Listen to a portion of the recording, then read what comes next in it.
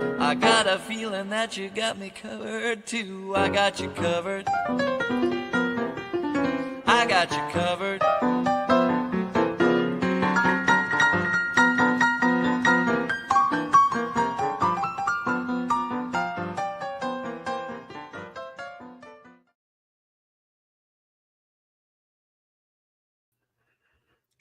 Hi, everybody. How is everybody doing today? Hopefully, everybody is doing well. What's the difference between filing online?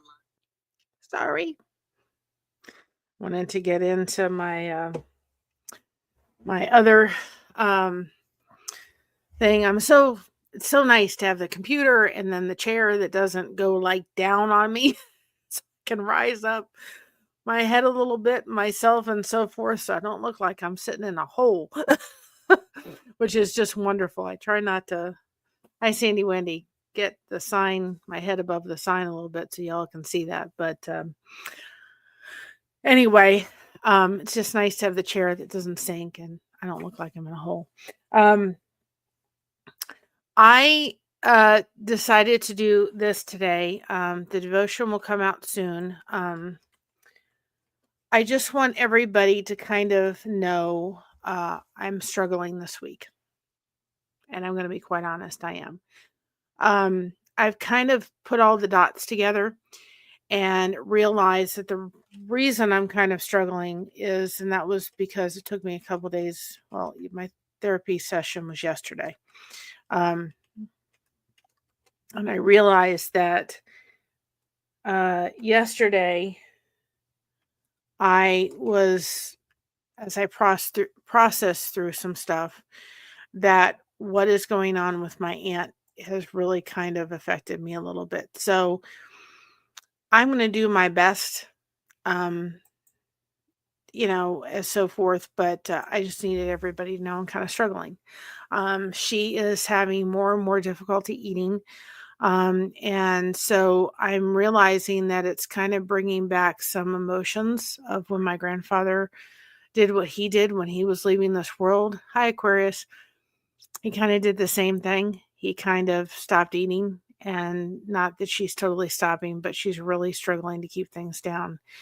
And so I'm just kind of I'm having some struggles and some, I want to hide in the corner, but I'm not going to allow myself to hide in the corner, right? We're going to do that. But I just want everybody to know if I've kind of been a little not quite with it this week, it's because I'm realizing, hi, Lydia, how you doing, hon? Um, I'm kind of realizing that that's where I'm at and why I'm kind of having the issue. Not issue. I wouldn't say that. I just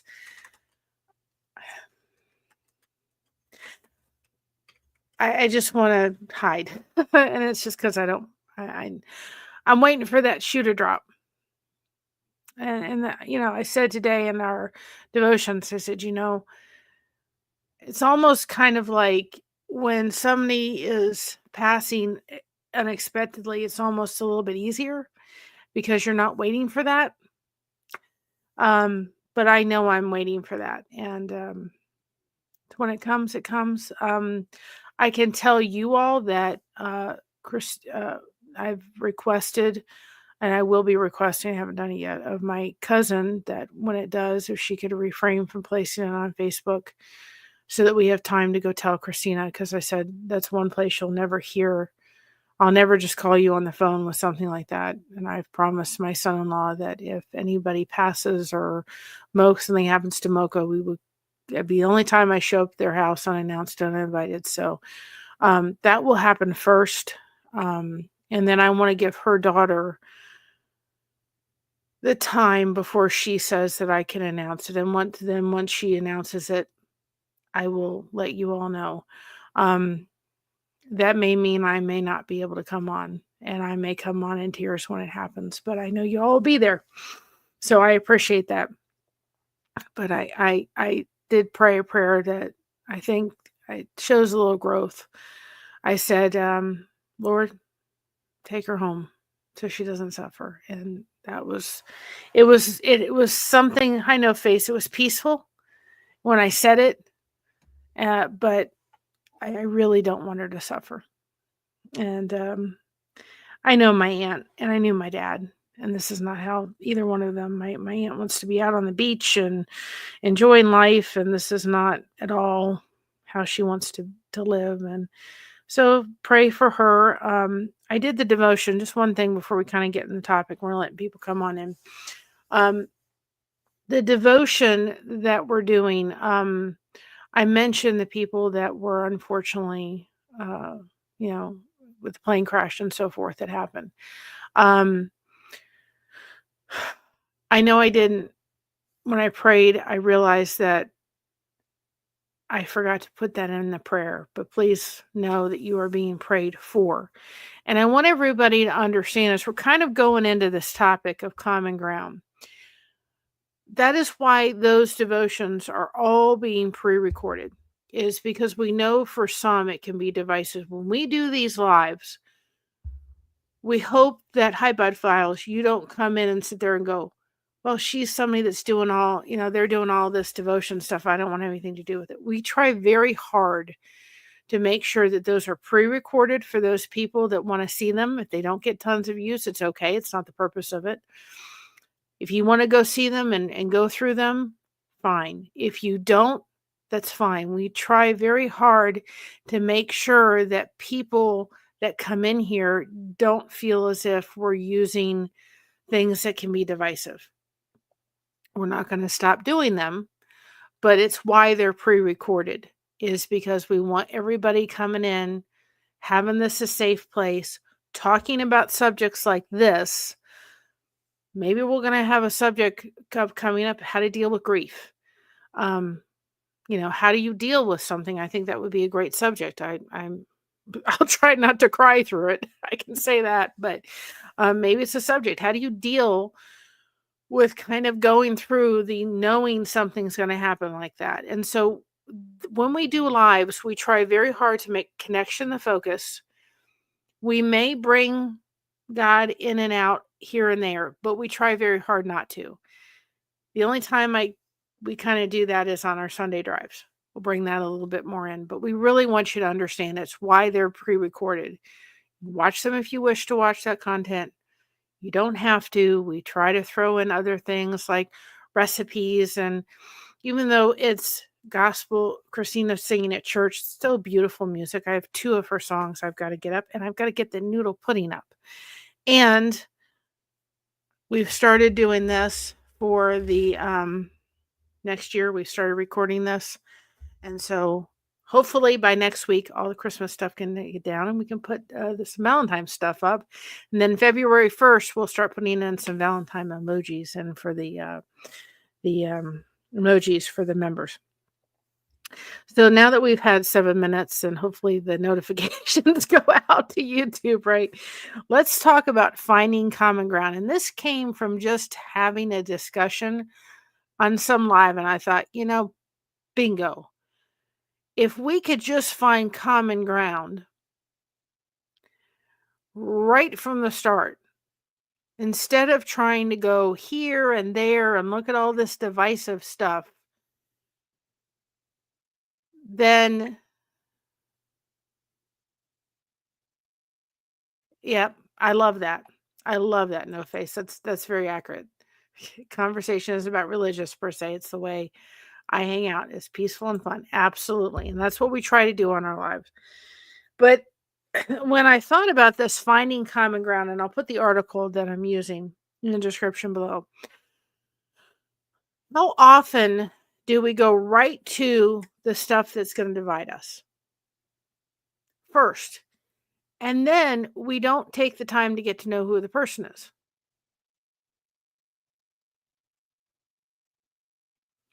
We go right into religious and political stuff, and you voted for this person and you believe in this, and it just goes into this kind of, we don't have an opportunity to know who the person is. Remind you, it takes 200 hours to get to know somebody. So if we come in trying to find common ground first, we may have a shot at getting to know who they are first, right? So common ground is whatever it is. It isn't even always good. Sometimes common ground is just, well, things that we have in common. It doesn't make them good. Family, for example, can have something that we have in common, right? Our family, I have a I was raised in very much of a Greek uh, influence. So my family will talk over each other. And I have to really watch. I don't do that. It's just part of kind of what it is. I was raised. I mean, it was just like aunts and uncles were talking over each other, and that's nothing like my son-in-law's family is. Nothing. He's totally opposite. And I have to watch that when we're around with him, I don't do that. Now, when Christina and my mom and my husband and myself are here, we do that because it's just how we flow. But that's something we have in common. My husband and my daughter are both diabetics. It's something they have in common. Many people are quite indifferent or even actively dislike their family or certain members of it. Common ground isn't necessarily what you think, it's not always a good thing. This makes things both more complex and simplifies them. Strangely enough, while we can seek common ground that is mutually good, we don't have to enslave ourselves to things we have in common with people that we may not like. I love that. you know, it's very true. Despite my reservations, I think common ground is essentially good basis for communication. Well, this is a good goal to have, that is, and that there is nearly always room to establish common ground with another person. Again, I think that I liked this article because it was kind of doing the pros and cons, right? Of having and trying to find common ground, right? Finding common ground with strangers, people you don't know, is one thing. Finding common ground with people you already have a relationship is another thing, right? I think that's very true. Somebody that I just met, I'm not going to feel as comfortable diving into subjects I know are divisive as I am somebody that I'm going to have already established a relationship with. There is people I have met through here that I am friends with, close friends with, that we don't agree on everything. But guess what? I'm in like Flynn, I'm your friend for life. I ain't going anywhere. We're going to table those. We may, if you want to have a healthy discussion, that's fine. But there's a boundary that goes up with that says, you know what? We're when we agree to disagree, we're going to say that. We're going to do it respectfully and nicely. And at the end of it, we're still going to be friends, no matter what. That's a boundary you need to have. I would not go up to somebody I just met and start going into these very, very, divisive conversations with people, because it's not worth it. We've got to get to know each other first, and then sit there and say, I I always sit there thinking to myself, we're allowed in this country, and we'll walk this line very carefully when I say this, to, if we like a hat, whatever it may say on it, we can wear it, right? As long as it's not terribly offensive. But you meet people that have who they voted for on their hat, and it's just almost like, instead of, not looking at the hat, maybe the person is an amazing person, or they have something they need to teach me. Can I not pay attention to the hat first and then get to know them? And maybe we disagree on this here and there, and that's okay. We're missing out on some great people that we can get to know because we haven't decided we're going to find common ground first. We're going to go into argument first. And I just think that I've gone, and I don't tell you how old I am. My husband started a new thing. Whatever year it is, that's how old I am. He sat there. I think that's great, right? So I'm not going to tell you how old I am, but I think I've gone X amount of years with really struggling to find friends. Hi, Brazy girl, how you doing? Really struggling to find friends. It isn't worth it. If we don't agree on this subject over here, we're going to table it. But I want to get to know who you are. What is movies that you like? What are hobbies you like? What's your favorite food? What's your favorite artist? What's your favorite singer? What's your favorite hobby? What's your favorite YouTube channel? And maybe it's Blessed to Crochet, huh? Just a note. And if you haven't subscribed, hit that subscribe button. Do you like snow? Do you like fall? What's your favorite, holiday food? There's so many things we can ask before we go in. And who, by the way, did you vote for? If you're going to start launching in with people like that, you're never going to get to know them. They could be amazing people. And just because they voted or because they believe in this or because, guys, it isn't worth it. We got to get to know each other first. We got to find common ground, and there is common ground. It's different how we approach each thing. And so we're going to approach family very different than we're going to approach a stranger. And so, I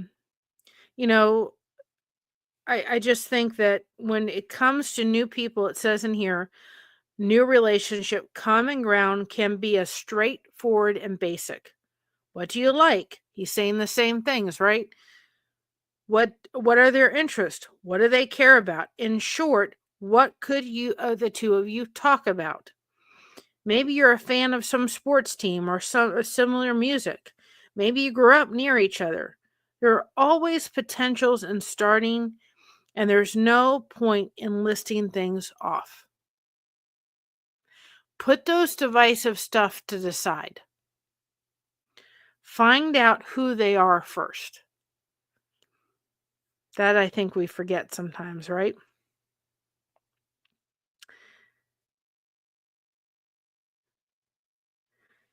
Sometimes all you have in common ground is something both some weird space together. Like, my daughter loves cosplay. I'm not really into cosplay. And that's not something that we're going to find common ground in. I love crochet. She's tried it. She doesn't like it. But I'm going to be interested. Hi, Katie. Hi, Kate. We're going to be interested in paying attention to her cosplay because it's important to her, as she is when I show her something with, my crochet. But the two of us love to go out and sit and have a fajita dinner together when we can do it every once in a great while. And we'll sit there for 2 hours. We did that when she was in Florida too, and we loved it. We would sit there and talk in ways that we would never talk other than that. We love fajitas, but there's people that she connects with on a cosplay level that she'll never connect with her mom, and that's okay. That's fine. There's people that like horror movies. Not this girl. So if somebody came up to me and said, "Oh, you want to go see a horror movie?" No. And that's okay. You want to go see a horror movie? Maybe my husband will go see one with you, but it's not me. And that's okay. So find those people that like to do those things. I mean, my daughter liked Wizard of Oz. That movie scares the bejeebies out of me, and I'm a grown adult. It's something about that lady in the green, the witch in the green thing. Oh, it gave me nightmares. I don't ever want to watch that movie again. Some people love it. My grandmother took us to see Phantom of the Opera. Oh my gosh, did that scare the living bejeebies out of me. Because as soon as that darn chandelier came down, and we were sitting right in the front row, near the front row, and that chandelier came right over and literally, I ducked, I went underneath my mother's shirt, and I was like, get me out of here. My grandmother was singing, mouthing all the words. She was in heaven, and we just spent the entire time underneath. My eyes were closed. Get me out of here. I don't want to see this. I don't want to. Nope. But we stayed there because we loved my grandmother. I'm not too much into opera music, but I'm telling you, we went and saw the three tenors. And my grandmother actually, my grandfather said, I want you to have a limo and take you down to it was down in the Miami, the Dolphins Stadium. And he ordered a limo for my grandmother and I to go down to see the three tenors because they were down there. And that is such a special memory of sitting with my grandmother, going in that limo with her, going down to the stadium, watching these tenors, watching her face. Oh, I'll never forget that. They're not something I like. There's one, and that's I can't even remember him, but there's one that I'll listen to. I'm not a big opera person, but I went because of her. They're beautiful, beautiful singers, and I'm so glad I went because what a special memory that I had with my grandmother. So we can find those common ground things, even in relationships with our family members.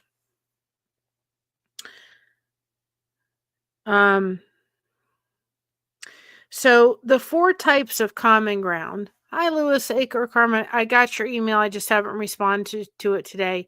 I'm going to be on Lewis Acre Karma on the 3rd. So I hope people will join me on her channel as we have a discussion.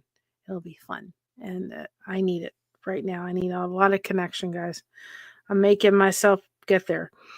So there's 4 things that we can do to make common ground a little bit easier. And that is being curious. Think about it.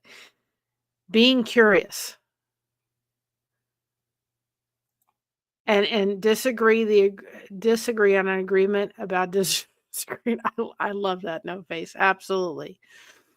I went to the Lizard ticket last Thanksgiving and counted at least 9 guys wearing baseball caps and doors. It's funny. That's funny. Kate, I will look at it. I have to respond to the things. I'm gonna start having bringing Mama in a little bit to help with some of the responses back. I pay attention to them all, but I know she's got the computer in there. I got to get her understanding all of this more and more so she can be more helpful, especially as we grow. We're almost at 1,400. I cannot believe it. Right? Now that we got this computer that doesn't want to stop every 5 seconds, we're good, right? But I will take a look at it. I'm sure it will help. But, I love the comments that come on the devotions. It's wonderful. And if it helps you all, I'm thrilled to death. Be curious. One place you can be curious, right? There's some places that aren't good to be curious at. Ask more questions and assist your opinion less. Questions are an expression of curiosity. Here's one that I don't think we do very often. Listen. Did you ever hear Judge Judy saying, you know what? They give us one mouth and 2 ears for a reason. It is so true. We got to sometimes and listen. Really listen to what somebody is saying instead of jumping on in like, oh, I can't believe they said it. Do you really hear what they said? Right? We have to listen. Listening more intently finds places to latch on and build bridges and connections. I love that. I never thought of it that way, but it is true. We have to listen a lot more to what people are saying and paying attention to it. Absolutely. Have goodwill. The common ground starts with an interest in and care for the other person. Having goodwill. If we remember this very important thing, right? Guys, the more connection, the better you are. I can tell you right now that the place I'd rather be is right over in that bed, paying no attention to the world and just waiting for the news to eventually come. It's not going to serve me any purpose whatsoever. It has affected my fibromyalgia. So how am I going to counter that? I'm going to counter that by being connected, getting on here.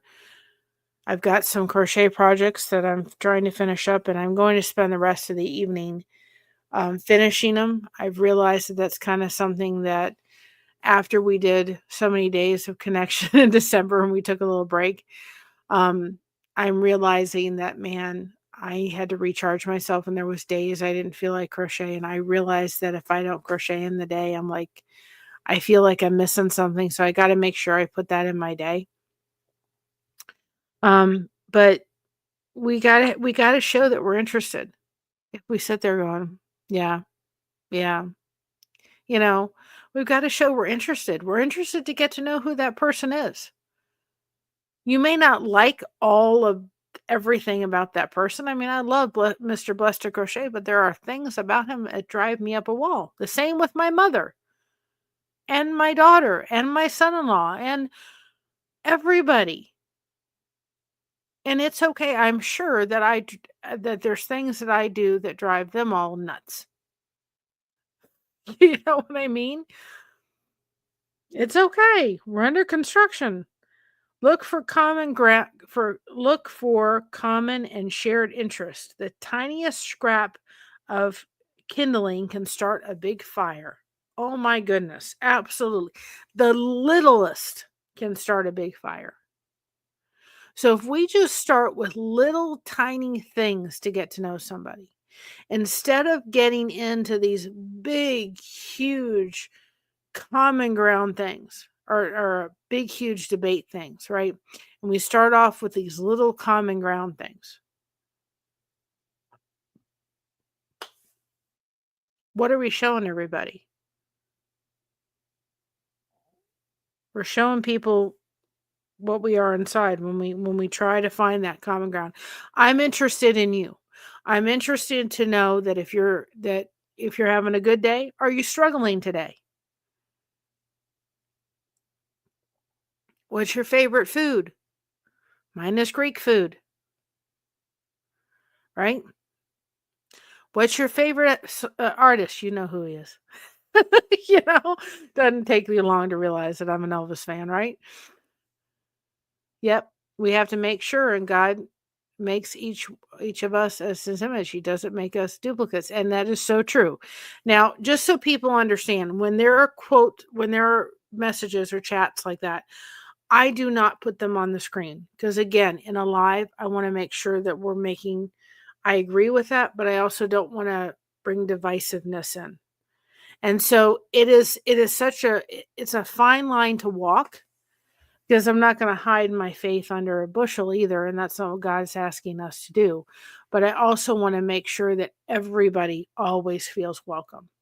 And if that's something that they don't believe, it's okay. You don't have to. We want you to come in here and feel as if you're loved, you're supported. We're just grateful you're here. And for some, depending on how they were raised, when we bring those things up, it can be triggering. And to me, that saddens my heart. But it can be. And so it's just a fine line to have to walk through.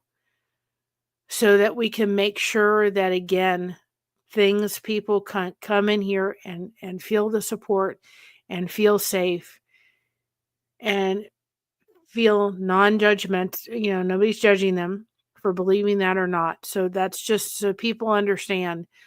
I will read them. I'm just not going to put them up on the screen so that people realize I won't delete them. And there's some channels that do. I won't delete them, but I'm going to be respectful of people that are not walking down that. Yeah, exactly. And here's a perfect example of what it is. I'm not insulted if someone disagrees with you, but I get you.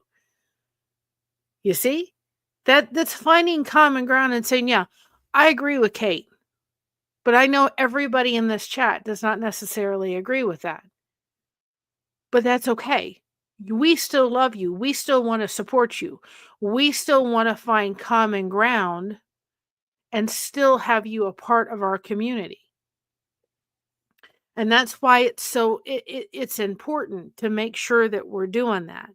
And that's why I thought that this topic was important, because I think so many people don't look for this first.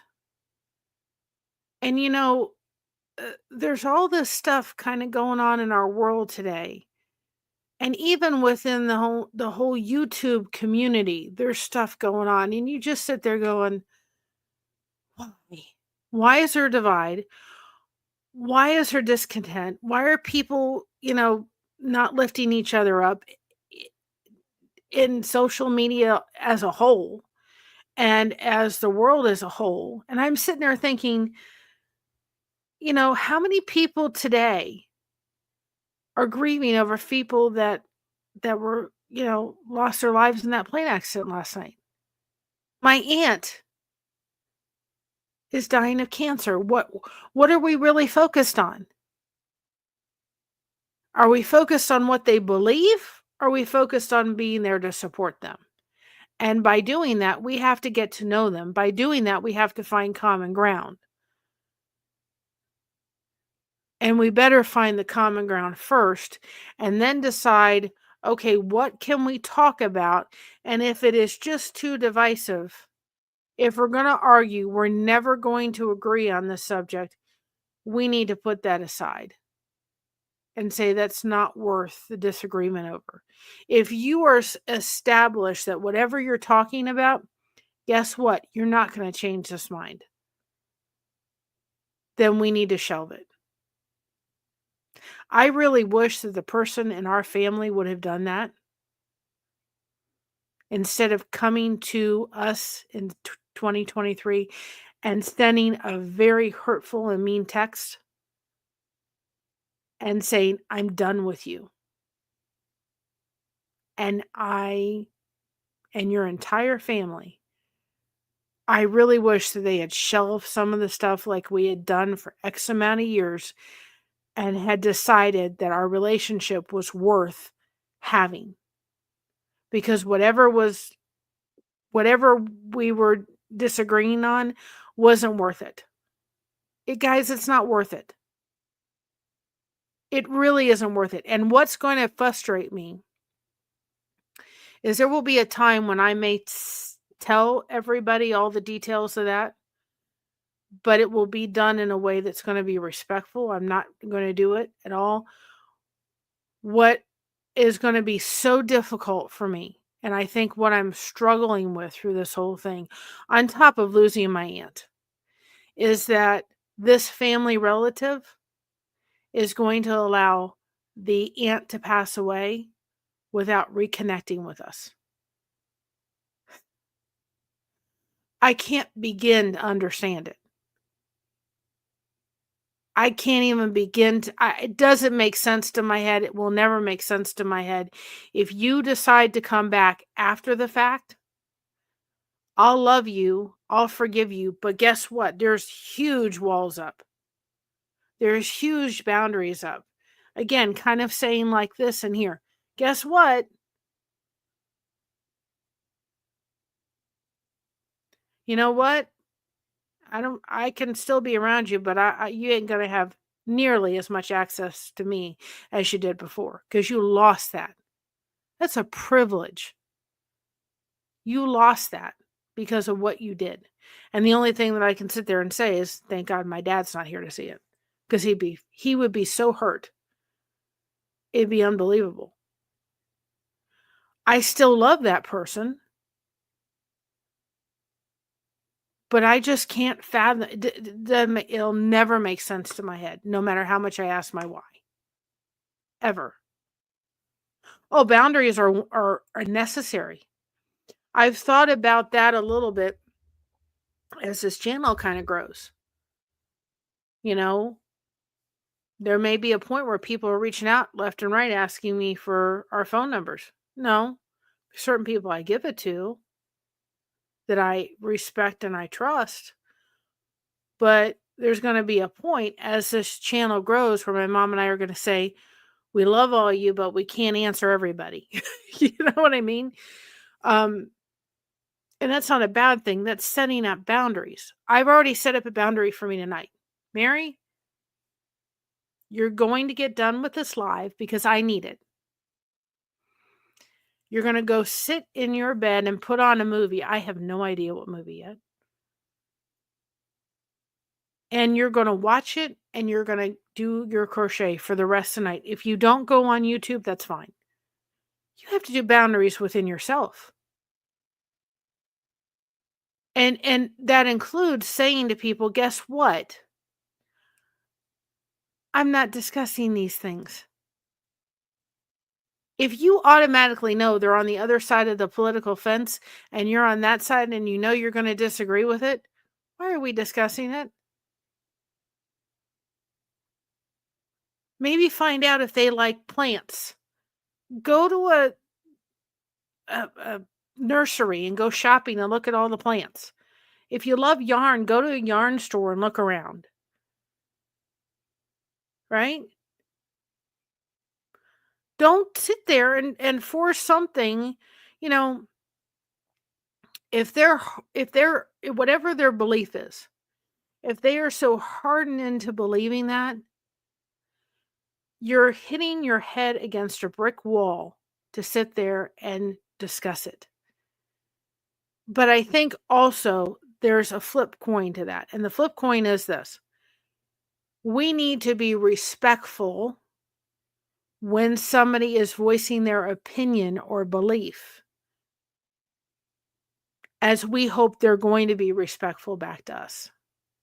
Do you imagine if we started doing that and said, you know what? I don't agree with that, but I respect your opinion. And you know what? You're just not going to change my mind on this. And guess what? We're going to just shelve this because this is not something we can discuss.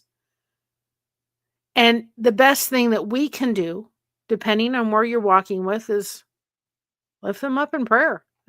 At times, that's all we can do. Boundaries don't mean you don't love whomever. It means you care enough about yourself to not allow anyone, including yourself, to disrespect you in any way. Absolutely. You know, having a daughter, and I'm sure Lewis, Karma and I will discuss this, having a daughter with autism, a lot of time the boundaries got moved. When she was in her 20s and married, there was one time where she was having a moment. She said something to me. And it was, I can tell you, it was very difficult. It was at church. I'm not going to go into what it was or what it said, what she said. And we had to go do something that I had to come in front of the whole church after it. I mean, I don't know how I did it. But I said to her later, don't you ever say that to me again. She goes, Mom, I'm never going to say that again. I said, don't ever say that again. Please, I can't take that. I love you. And if it hadn't been for the fact that I had to present something, I probably would have left because I was just so emotional, but I got myself together. And she was having a moment. Autism brain kicked in. And I just said to her, I love you, but please don't ever say that again. She goes, Mom, don't worry, I won't. I said, I can't. She knew she had hurt me. She came and sincerely apologized to me. But she knew. I said, you know, and boundaries are a good thing. I did that with my dad. I lovingly did it with my dad. When we moved in with him, I said, I love you, but you will not treat my daughter as how you treated me. So if you do decide to treat her that way, we're out of here. You'll never know where I am. You'll never know where she is. I'm gone. And I hate to do that to Mom. I hate to do that to Nana, but I love you enough. I can't do this. He knew. He knew this girl. We're not doing this again. I love you, Dad, but we're not doing this again. I did it with my uncle. And one day, I did it on another channel. But one day I want to bring my mom on and have the discussion with her about her brother, because I want it done in a respectful manner. I do that with my uncle. By then he had stopped drinking, trigger warning. And he, when I was young, did inappropriately touch me. And I had to go to him. At that point, he had stopped drinking when Christina was young. And I said, you do it once, the cops are getting called. We're done. This is not happening to her. And I made very clear boundaries with my grandmother and said, this is what you're never allowed to do. He's never allowed to change her diaper. He's never allowed to, be alone with her. And thankfully, nothing ever did happen. And at that point, I think if he had continued drinking, I wouldn't have trusted him as far as I could throw him, just like they didn't trust him when he was drinking.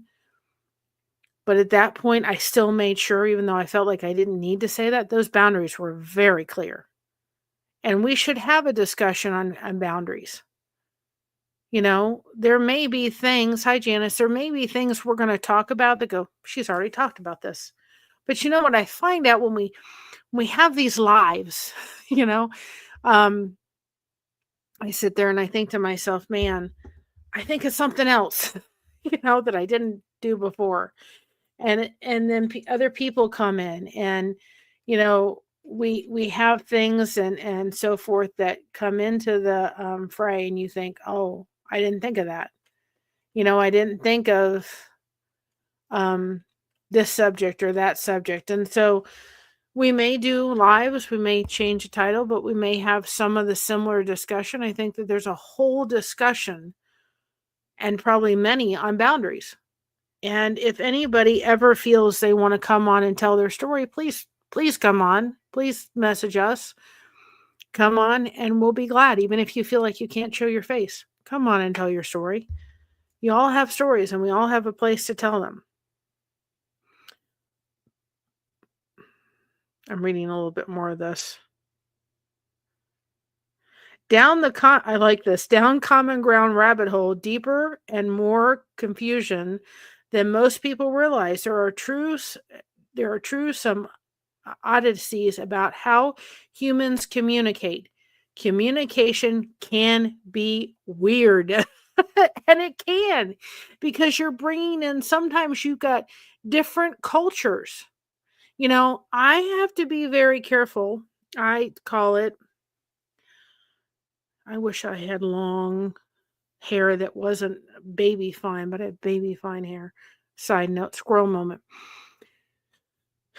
I call it a Greek moment. I don't have ADHD, but I have a Greek moment, right? And my Greek moments go, oh yes, and I have to pay attention. I don't interrupt, because it is very Greek to sit there and interrupt somebody as they're talking. It is extremely,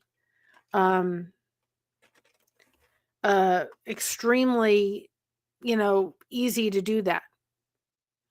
And I have to be careful, right, that I don't sit there and decide that, okay, I've got this in my head and it's going to come out my mouth and somebody else is talking. I have a Greek moment. People have different cultures. And it is very Greek, honest to goodness gracious, for this person to be talking to this person as that person's talking to that. It is just absolutely very much of this kind of, hey, Brazy, I love you, girl. You know that. I just love you for being you. Thank you so much for renewing. I appreciate it. It helps. But I love you. I love you being here. It puts a smile on my face. Every time I see you, just a little side note, Brazy, every time I see you and you come in the chat, I just think you help me think of that sunshine. I remember that in my head. Mary's the sunshine. And that just helps me smile. And I need that today. So thank you. I just have to, that's why whenever I put your name, I always have a sunshine mark because I remember that. And I think, I got to smile like the sunshine. And so you help me remember that. There will come a day when we all are able to share. There will come a day when I'm able to share my story, but I have to be sure my dad is okay with it. He's the last of my family outside of my son. I don't want to disrespect or dishonor him. And you do it when you are ready. And Karma, if you ever feel like, you feel like this is a safe place, please reach out and I'll be glad to do it. Another one to do it with my other's keeper. She would be awesome. And just reach out. I've got you. But I forgot what I was talking about for a minute. But we could do it. I think it'd be interesting to kind of do a stream on Greek culture. Because I think in that sense, like I said, you go down this rabbit hole and you come up with different things. Do one on the Greek culture and the Scottish culture, because my grandfather came from Scotland, or my grandfather came from Greece, right? And my grandmother came from Scotland, and they are such different cultures. How they interact with each other is so different that it really shows that sometimes it's not about the person, but about the culture that they're going through. That we have to realize sometimes it's the communication isn't there, it's the culture. When two people get married, it's a culture. They're bringing two cultures together. And so I know for my son-in-law, God love him, but I know when he comes around us, we're just a little loud and we talk a lot, and his family doesn't do it. It's a whole different culture.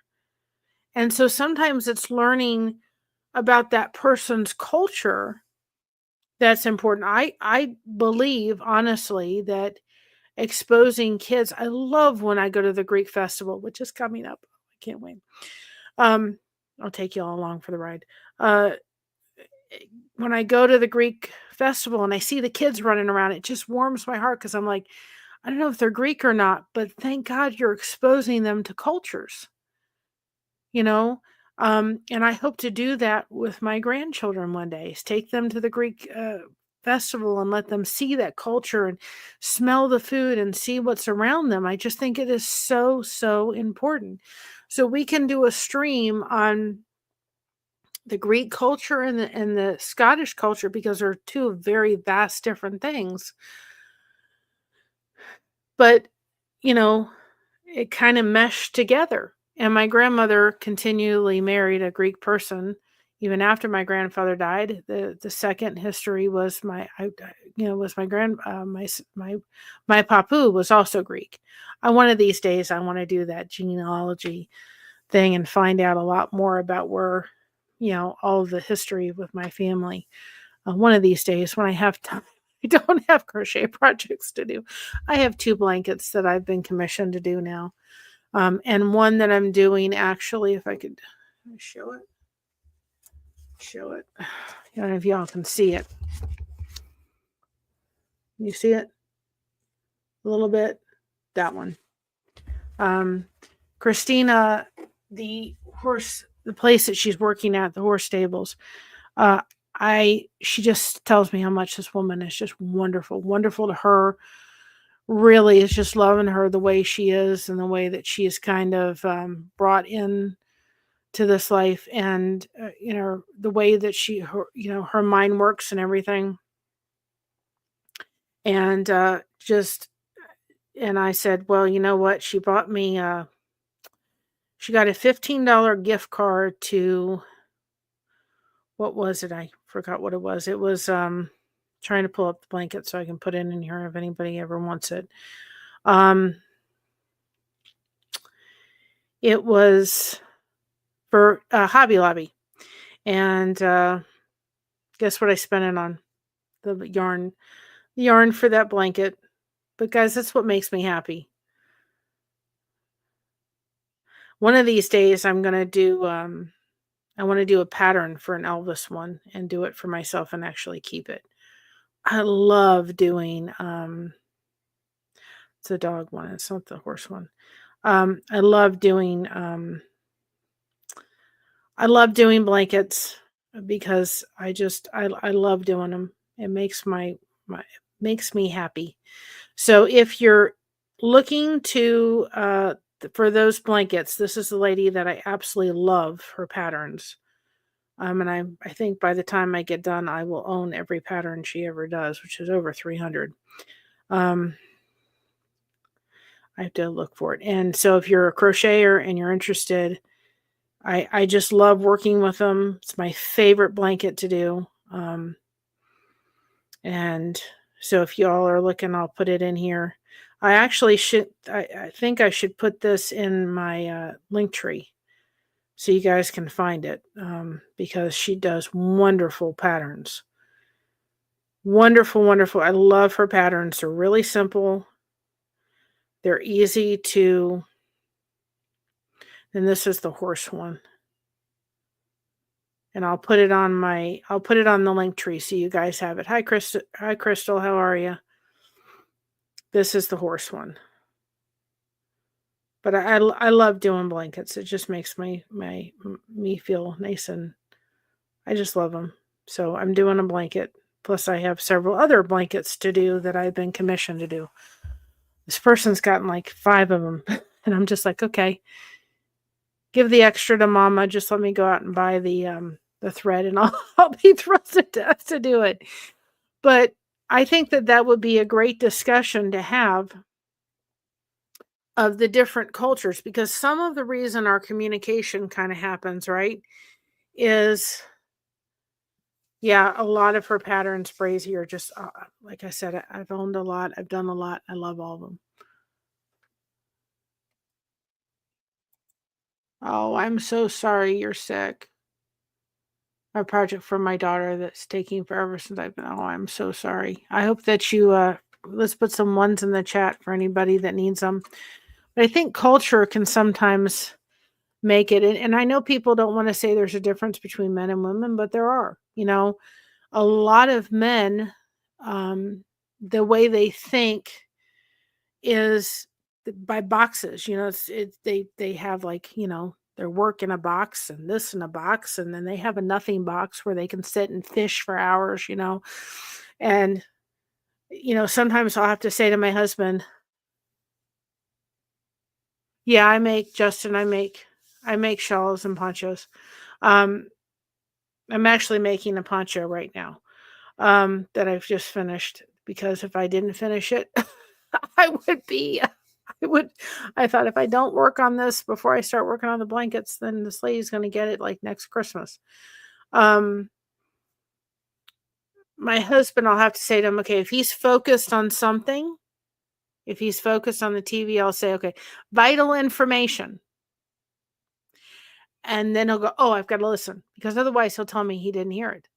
And I'll get frustrated with him, right?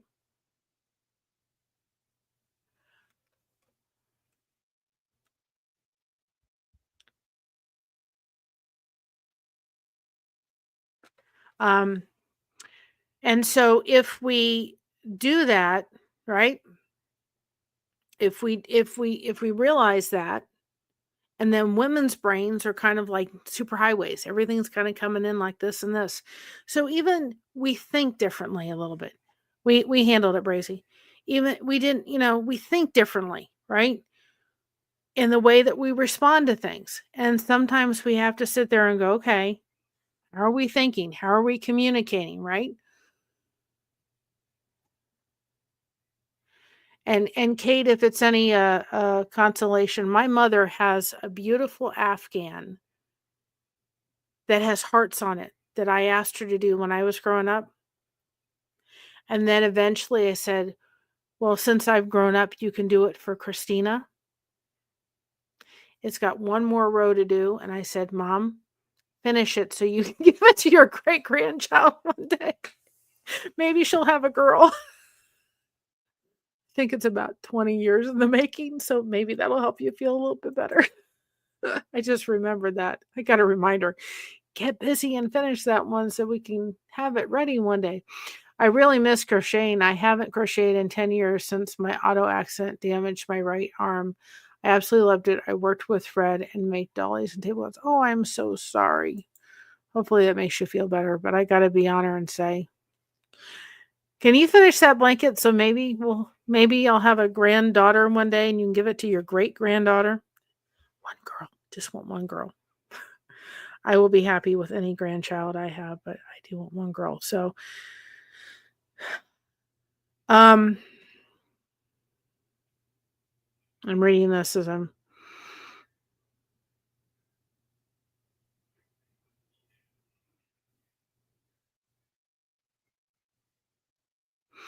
this is a good example, right?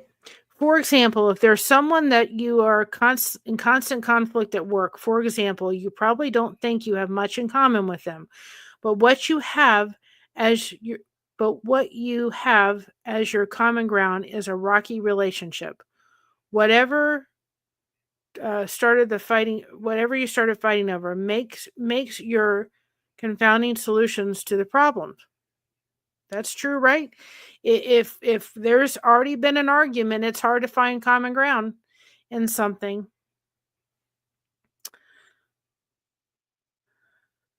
Common ground involves trying to see something from the other person's point of view, which is far harder and less frequent to achieve than we think. Isn't that true? That is so true. It's about looking at what they're seeing. We don't have to agree with it, right? But it's okay if we don't agree with it. It's perfectly fine if we sit there and say, we can't agree on this. But it's listening to their point of view and respecting their point of view. It doesn't mean that we have to respect it. Or no, take that back for a minute. A Greek moment came out of the mouth for a minute. I may make a shirt that says, I have those Greek moments. Do you? I have those Greek moments. Do you? We need to respect it. We don't have to agree with it. Right? We're looking at their point of view instantly, right? When it's something we don't agree with, we get our defenses up instead of opening our ears and listening and taking a moment, just like I should have taken a moment and think before I speak a moment ago, being quiet and saying, how can I respond to this, even though I don't agree with this, in a way that won't disrespect the person? Hi, Mach, how are you? Get better layers. If we grow at each other from our corners, we never gonna get anywhere. Absolutely. Absolutely. So we have to sit there and say, how can we look at them, be respectful, sit there and listen to their opinion? Because at the same thing, we have to remember we want them to respect our opinion. And if we come out all agitated, we're not going to get anywhere. We're not. I love that. Here's another thing about it. Forgiveness. If someone in a relationship needs or requires forgiveness or needs to be alone for something or that cannot be achieved, then there is little chance of common ground. I'm afraid to say if forgiveness or atonement is required and someone won't apologize, you're better off cutting your losses and move on if you can. Kind of what I'm going through with the family member that says we don't want to talk to you. There is nothing that I can do. All communication in any way, shape, or form has been eliminated from us. There is nothing that we can do for us to come back and connect. I really wish there was. I wish that person hadn't done that. I have done everything that I can. I forgive them because that gives me back the power, not them. It gives me back the power, right? I forgive them. I don't have I don't have to I don't have to I don't have I don't know if it's I have to. It's not the right way of saying it. I forgive them. I have to move on. Is it hard? Oh, it dang on just it sucks. There's no other way to put it. But I can't do anymore. I've done all I can. I have to forgive them and I have to move on. And sometimes we have people that come in our lives for a season and then they leave. And we have to be respectful of that. And so if somebody has left, right? If somebody has left from one section of it or other, right? Somebody's left and you're still holding on to whatever they did here. I'm not going to forgive that person. Do you believe what they did to me? Realize that when you do forgive, you're giving them, you're not giving them the power. You're giving yourself the power. You're not allowing them to take up rent space in your head. You know what I mean? Forgive them and move on. You don't have to carry the weight around with you that's meant for you to carry. Absolutely. I walked a tightrope for years with my son due to my lifestyle, but he's still my son. Absolutely. That'll never change. But we have to sit there and realize that when we choose to forgive somebody, we're saying to ourselves, we're going to let this go. Now, with that being said, there is no timetable on how long it takes for you to forgive somebody. You do it underneath your own timetable. If somebody's saying, oh, you should forgive that person by now. No, I'm going to do it when I'm ready. And I can tell you there's still days at times, especially as kind of things are happening along with the aunt that has cancer, that I'm sitting there going, I forgive this person, but I'm struggling today. It's okay. You're allowed. You know what I mean? Like I said, that person chooses to walk back in our lives. I've forgiven them. But you're getting huge boundaries up and you're getting limited access to me because I am not going through this again. I've been through it once. I've been through it twice. I don't think they're ever coming back. And that saddens my heart like you can't believe. I don't like this stuff. I'm just like, can we all get along, please? At a time when our family was in crisis, can we just get along? And that's hard. Common ground is more than you think. It can be a strange path to get to there. Common ground, when whatever it is certainly central to communicating well, though our path to it may be rough and bumpy. And common ground, well, often a good thing, isn't necessary. It's probably worth working on and trying for, but certainly isn't all you need for communication success. And I believe that. But I do believe that we tend to sit there in our own little worlds and go into these divisive conversations right off the bat. And I think that we got to find common ground first. You know, we did Lighthouse Monday and we'll eventually get back to doing that. But when we did it, I found out that people came in going, what do I do? And I literally had to start, and I'm going to start putting some more in, where we asked questions. I even forgot what the code was. Where we start asking questions for the chat to start getting things going. What's your favorite food? What's your favorite music? Just simple stuff. Where were you raised? You know, what do you do for a living? Maybe some people don't want to tell you that, but that's okay. What's your favorite hobby? Oh, you crochet? Boy, I could go into hours on somebody that crocheted. Oh, you like Elvis? Man, I got a whole 20 plus years of, of Elvis knowledge stuck in this head. It's common ground. Let's get there first. You'd be really surprised if you took the time to get to know them first and found out the things that you could come in on common ground.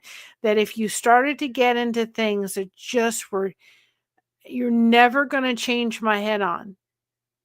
Doesn't mean that I don't want to see that other side of the aisle or that I don't want to see that point of view. There's certain things that I'm just, my core beliefs that are just not going to move. So if I'm going to talk here about them, and I'm not going to talk here about them, but if I was going to have a discussion with somebody, okay, I understand where you're coming from and I respect that. But I need you to respect mine. It's the same.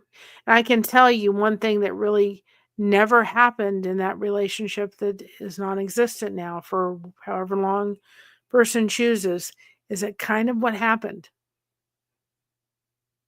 We respected them, but when we started voicing our opinion, it was trashed. Truth is truth. They don't see it that way, but it's exactly what happened. And it was frustrating. We have a lot more in common than we think we do. We're all in the same boat, guys. We all struggle with stuff. We're all going through it. We're all having difficult days. We're all dealing with something. Let's come together looking at what we have common ground wise, and realizing that, we can do this. It's exactly why when we thought about even bringing up the fact that we were going to do devotions, and we just started doing them once a day, and then we started putting Bible verses on, several times a week, and then we decided that we felt led to do it every day. My mom and I had a very serious discussion.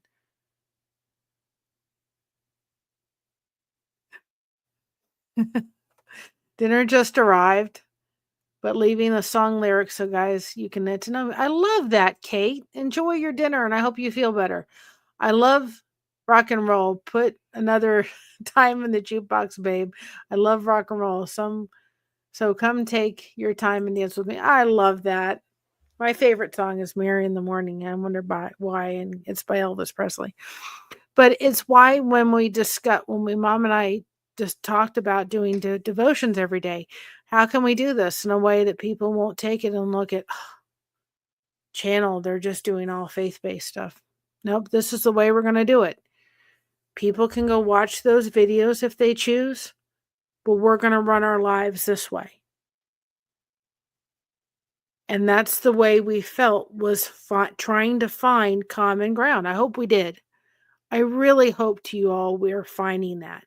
So you feel like when we're doing Blessed to Crochet, when we're doing our lives, you all feel welcome and don't feel like we're bringing in things that to some people can be divisive or uncomfortable or triggering. We hope that kind of feels like there's some kind of balance, because people are getting a lot out of those devotions through the videos. But I know a lot of people hopefully get a lot out of what we do live. They get the connection, they get the topic we're talking about, they find other channels, they have connection happening, and that's the whole point of it. Seeing the human being first, I have to look it over here. Seeing the human being first is critical to this whole coexistence in the world. Hardcore extremists abandon the extremists because someone chooses to get through to the human being. I love that, Mock. I love that. That is wonderful, Sophia. That is wonderful. And so, guys, I really do believe that we're going to start when I've got to get a list, all my mods, all the key things. I got to get them for myself because I forget them. I put them in there, even though I have a very good memory. Sometimes it has its moments. But we're going to start maybe putting some of those little questions in the chat so that you guys can start kind of having them. What's your favorite food? What's your favorite color? What's your favorite artist? What's your favorite singer? There's just so many things that we can do. And again, we have to remember that if we're having issues or subjects that are divisive, let's listen first. Be respectful second. And be willing to say to the person, I love you enough as a friend to say this is not going to change. I'm not changing my opinion on this. I'm going to be willing to just put this aside. Hello, Alfonso, how are you? Put this aside because I think it's important enough. Our friendship's too valuable. And sometimes we wreck friendships because we've gone into the woods in a place that we should have just said, no. You know what I mean? It's been cold. Well, I can tell you exactly what it is. We're supposed to get rain, which means all the snow is going to melt. And then we're supposed to get some more snow. I don't know if you all saw that video of me trying to get Mocha to play in the snow.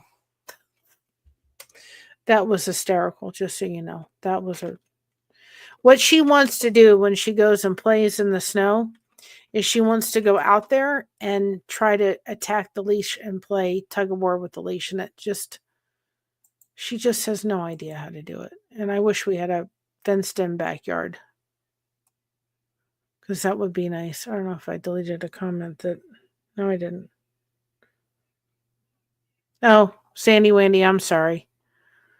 I'm sorry. I hit the wrong thing. Sandy Wendy said, hi, Alfonso. It was me. I didn't mean to delete your comment. I wish that YouTube had a way of when you delete a comment accidentally, I'm telling you, as someone who was those mods that you could make it undeleted. So it's 42 degrees. It's supposed to actually be like in the 50s, and all the darn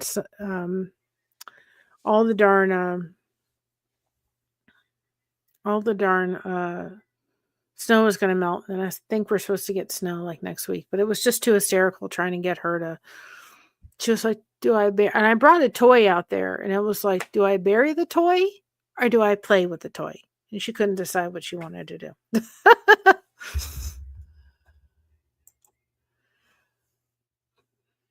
There's a story in a book of a former.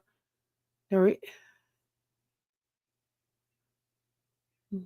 don't know how to pronounce that word, where he bought a Muslim and together to get the out. And of all the things they talked about was baseball for 3 hours, and it worked. Absolutely. And I mean, there's stories about, I think I know what that word says, and I'm going to, I agree. It's about the baseball. Makes perfect sense. And there's people that have had horrible things done to them, and yet they choose to forgive. There's people that have had things happen in the concentration camps, and they have seen the person later on in life, and they come up and forgive, and the person says, how can you forgive me? and guys, life is so difficult, honestly. We're all under construction. It's one thing I've been saying, um, on our daily devotions, and I think it's true. And it is so true. We're all under construction, and we're going to come up with a shirt. Alfonso, I'll send it to you probably in the next couple of days for you to do, but it's going to say under construction. I'm going to do 2 versions. One is just going to say under construction, and it's going to have the blessed to crochet on the back, stay connected. And then we'll have another version that'll say under construction, and it'll say, Lord, thank you for being patient for, with me, something to that degree, so that people can have both versions if they would like. But I think no matter what, whether you believe that root or not, I think we're under construction and we're learning things all the time. If we're not learning, we're not living. We're learning, we're going to make mistakes, we're going to say something that we didn't realize was upsetting to somebody. And that's where we got to go back and saying, okay, let's talk. It's not worth ending a friendship over or a family relationship over. It doesn't make any sense. My family decided to disconnect with one of my cousins because of the election. They have been trying to get me to disconnect from her as well. Alfonso, if you don't want to disconnect from them, you don't have to. You don't have to. I think, to me, I think those things are silly. It's just not worth it. Let's move towards love, not away from it. Find common ground in each other. Be here to support each other. Yep, please be patient. No, God's not finished with me yet. Absolutely. And it was on Ruth Graham's gravestone. End of construction. Thank you for being patient. So I kind of took that, and we're going to make 2 different shirts so that people that want to just have the under construction, which I think we all are, can, and then people that want the other can have the other, and we could do it both ways. But I just think we can learn so much from each other. And guys, I learn from you all the time. Everybody comes in here and chats and says something and does. I learn from you all, everybody that comes in all the time. And within the other groups that I'm in, I learn so much. And people have different perspectives and different things. And it's just like, you know what?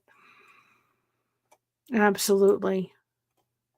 And sometimes we're lucky to have grown up in a way or an environment that prevented us from being sucked into an ideologically or destructive belief, and understand our luck is important. Absolutely.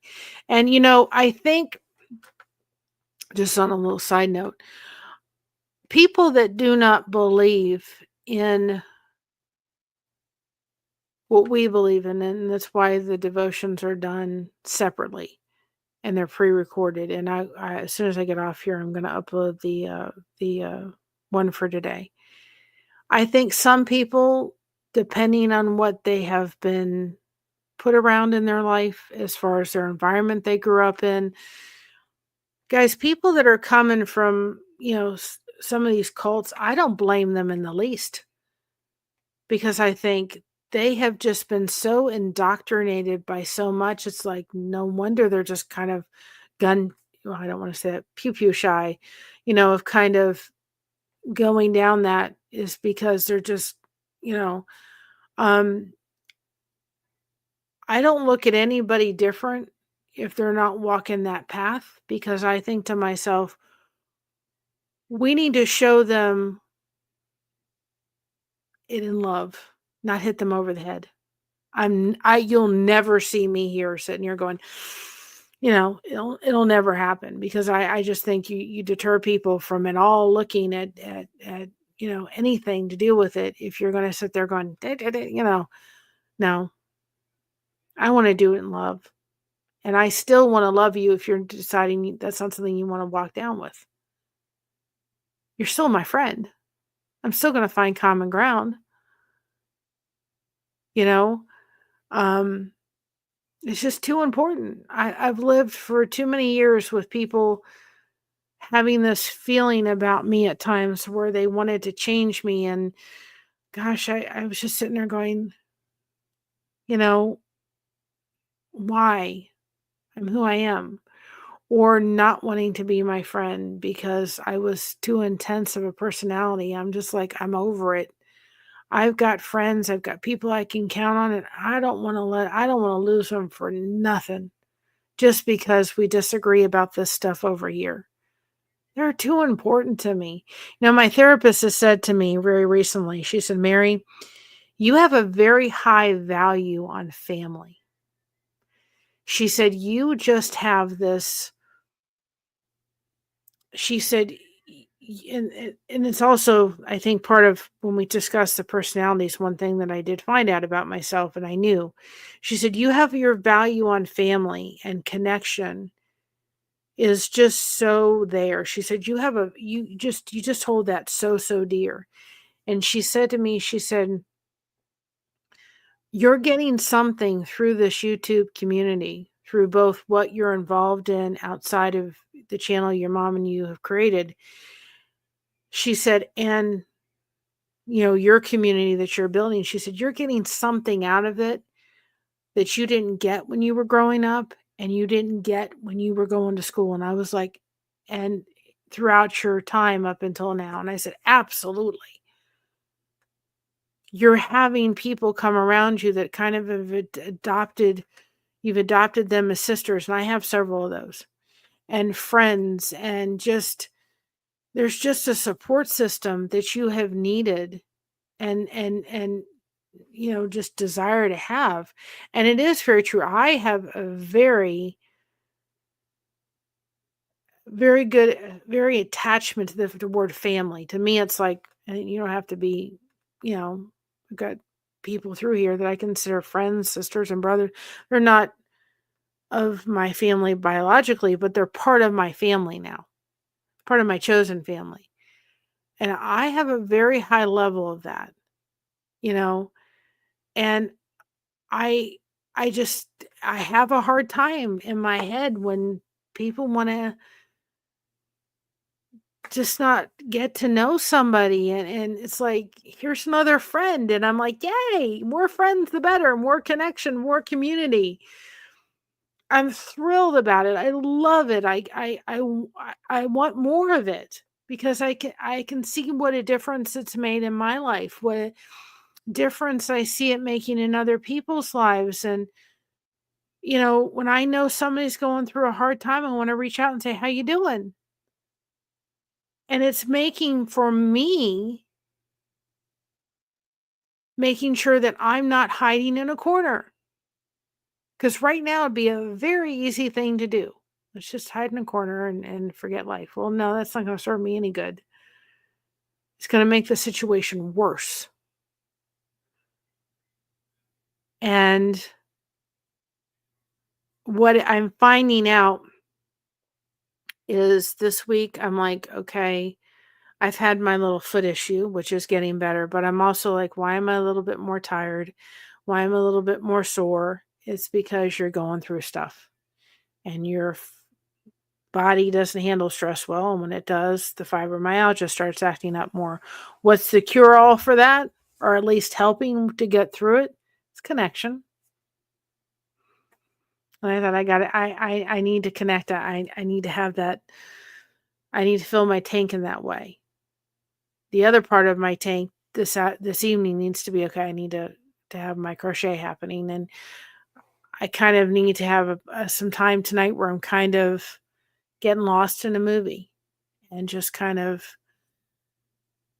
allowing all the thoughts within my head to kind of just stop for a little bit. And that's okay too. That's called self-care. Because, of all the, my hesitation, I think it is that I really do not know how we're going to find out when Patty leaves this world. And I hope it is not through the family member that chooses to just call and say, she's gone, bye. I hope that doesn't happen that way, because to me, that'll be 10 times harder than what it needs to be. And I hope it's not that way. I can't do anything about that.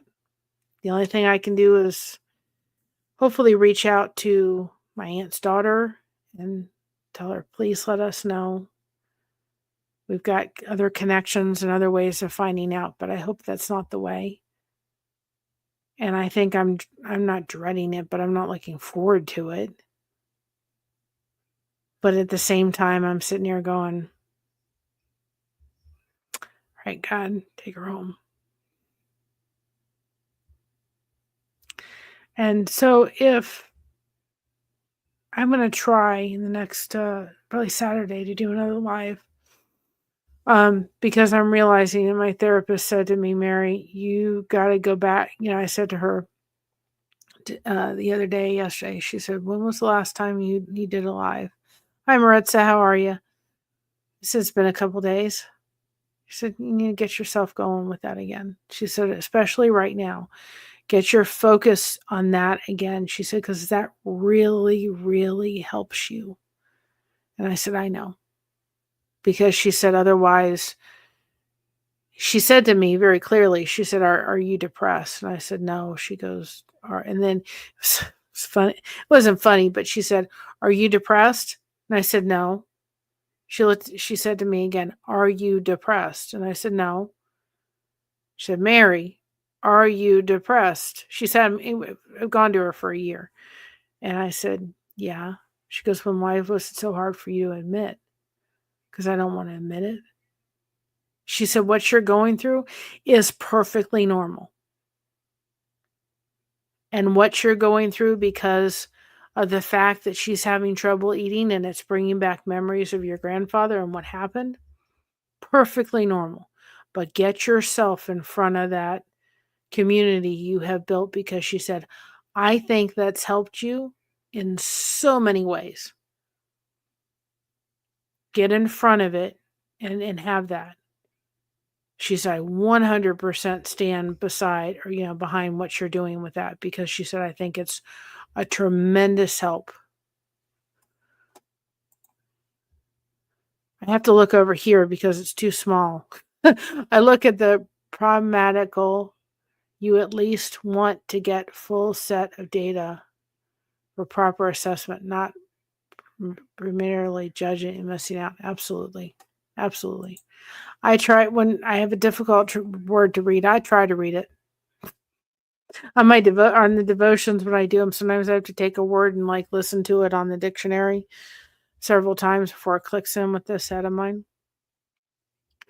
But anyway, we'll try to do a live on Saturday. Maybe we'll do that. We'll talk about, I can do enough research on it. It would be a great, distraction's the word, but maybe I can get some pictures or something like that up, talking about the cultures, the two different cultures, very different cultures. I mean, my grandfather was Greek, and my grandmother was Scottish. Two wildly different cultures thrown together. And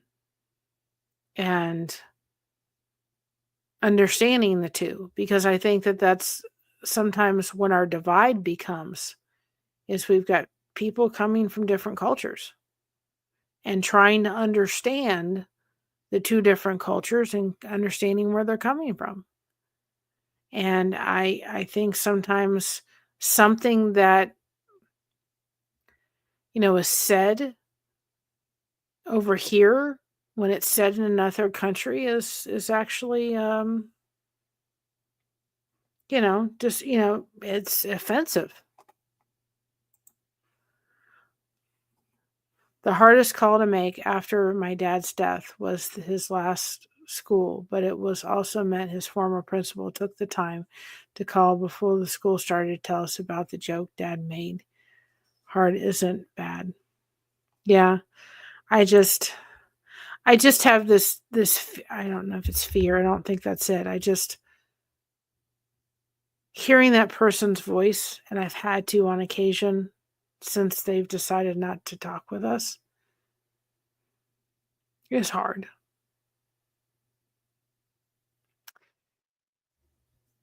And I really hope that's not how we hear.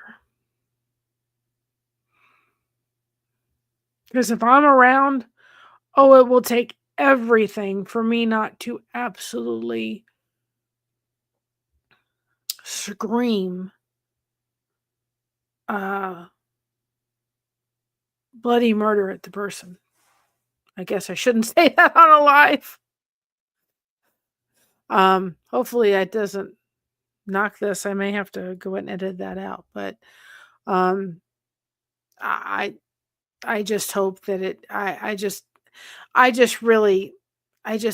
not how I, however we hear is going to be hard, but it's not the person that I want to hear it from, because it will take everything for me not to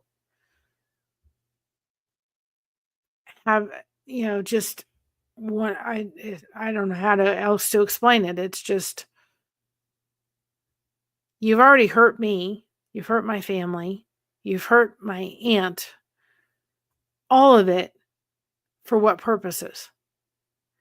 And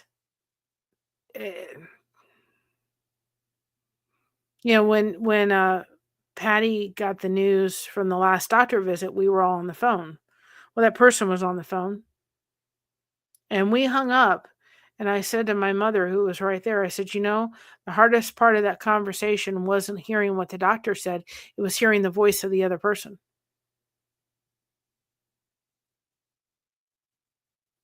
Because that other person voice is triggering to me. And it's all around sad, and it's all around not necessary. And the thing is that we have found common ground with that person for X amount of years.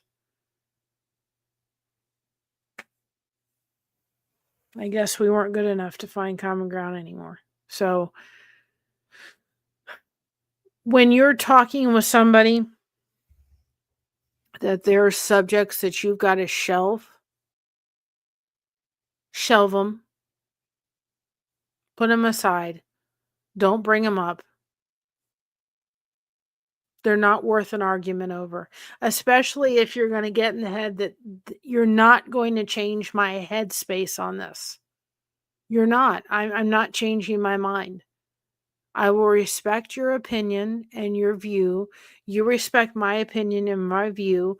Put it in the car that says, well, in that car lot you have with all of them cars with different situations. Lock it up, and you know what? This time, throw away the key. Remember we telling you about the trunk, right? It's the best thing I ever did that my therapist saw. Have a trunk. I have a whole fleet of cars. But when you have a car and you have with a friend, maybe you have several different cars with them, right? When you have something that you bring up and the two of you are just never going to come to a peaceful solution, you have this view, they have this view, you're just never going to meet in the middle. You agree to disagree. Guess what? Put it in the trunk and say to your friend, you see that in your head, pick a car. You put that in your trunk. I'm going to put this in my trunk, and we're both going to throw away the key, never to bring it back up again. And then we're going to take the car and we're going to throw it in the ocean to the deepest part of the ocean, and it's not going to be brought up again. Have we thought about doing that? We're just not going to bring this up again. Done. You want to go see a movie? No, go do something fun. Go play miniature golf. You want to go thrift shopping? Let's go do something fun. We're just not, there's no sense. You know, if there's no common ground you can find on the subject, you both have total opposite ends, throw it in the trunk, throw away the key, throw it in the bottom of the ocean, and don't bring it back up again. Done. Here's my trick to not lose it. Deep breath, think it through, and remember you don't have to redact everything immediately, especially if you're one of that chooses to love and live. And I'm also going to just sit there remembering, get better layers. I'm going to have that in my head. I'm telling you. I'm going to have that in my head. I'm going to have you telling me that. My sister and partner did much to destroy our family. She cost us our chance of having a memorial for sister. Long story. I have to live next to her. I have to take the higher road and choose to ignore. Absolutely. You know, I thought about this because, and we'll end soon. I thought about this because, just a trigger warning, my dad was interned in Dayton, Ohio's National Cemetery. Um, when we moved up here, I said to my mom, I want to bring his ashes here so that we could. There's a cemetery nationally that's closer to Christina. She can get there in about half an hour. We can get there in about an hour. And it'll be a lot easier, especially when my mom leaves this world, which she can't leave till she's 150. I've already told her that. But I said we've kind of, for various reasons, have had to put off doing that again. And I thought, you know what, we're going to wait till my aunt leaves this world, because we won't be able to go to Florida and participate. That other relative will be there. They probably wouldn't let us come and be participating in it. It'd be very difficult and awkward, and I wouldn't do that to her daughter. Her daughter would be going through enough. And so we won't be able to be there. So how will we do that? How are we going to say our goodbyes to her? And my mother has a whole jar of beautiful, yeah, I love that, beautiful shells. And I thought, we'll wait until my aunt leaves this world. And then, hi, Karen. And then what we'll do is we will take a couple shells from my mom's collection, because my aunt loves shells. She loved the beach. And we'll put her name on them. And we will just put them inside with my dad. And I thought, we'll kind of have a service, a little family, little service, nothing major, of kind of for my dad, because my dad's already had his full military service done. We'll do it for my dad, and we'll kind of have a little for my aunt. And I'll kind of feel like that'll be our way of honoring both of them, because they were brothers and sister, and a way of us being able to say our goodbyes, because I will feel as if we weren't a part of being able to say our goodbyes. And I kind of feel like that'll be the way that we can do that as a family. And that'll mean a lot.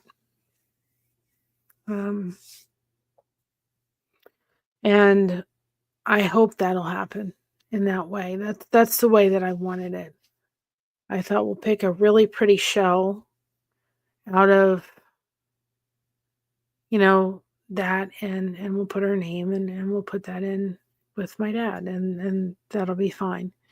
And then we can have the service that kind of can be both, and we can say our goodbye, because I think saying goodbye to somebody when they leave this world is an important part of the healing process. I really do. So be lifting her up, good thoughts, good prayers, whatever y'all do. Please be lifting her up, because I just have this, I have for the past week, and it's not a feeling that I'm liking either. I have this feeling inside of my self, intuition, whatever you want to call it, it's I can't explain it other than I just got this feeling like it's the fact that she's not eating is gonna take her out before the cancer does. It's she's lost a tremendous amount of weight. Um, she's thinner than when she was up here, and you guys saw her on the channel. And she's just not able to eat. And she tries, and I thought it was kind of ironic, or not ironic, but the hospice therapist or nurse came in and said to her, "You've got to eat, you've got to eat." And she's like, "I'm trying." I don't know why telling her to eat at this stage of her life. She can't keep anything down. I mean, it's just, don't eat. And so anyway, she's a fighter, that's for dang on sure. So anyway, that's my little struggle right now. So you guys kind of know where I am. See, but I just had this beside me, and I figured I'd show you all. That horse blanket I'm doing, these are the colors that I'm doing them with. If I can bring it up to show you. The horse blanket for my daughter's boss. These are the colors. Those pretty.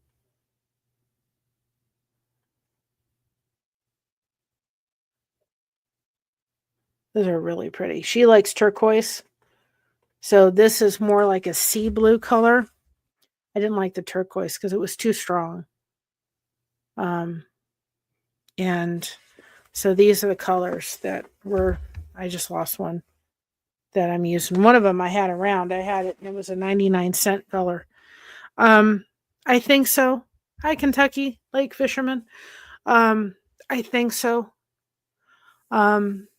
I think they maybe.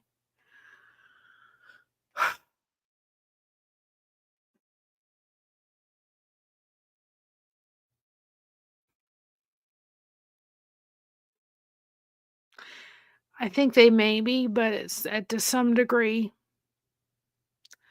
I'm just sitting there thinking, this is gonna get bad.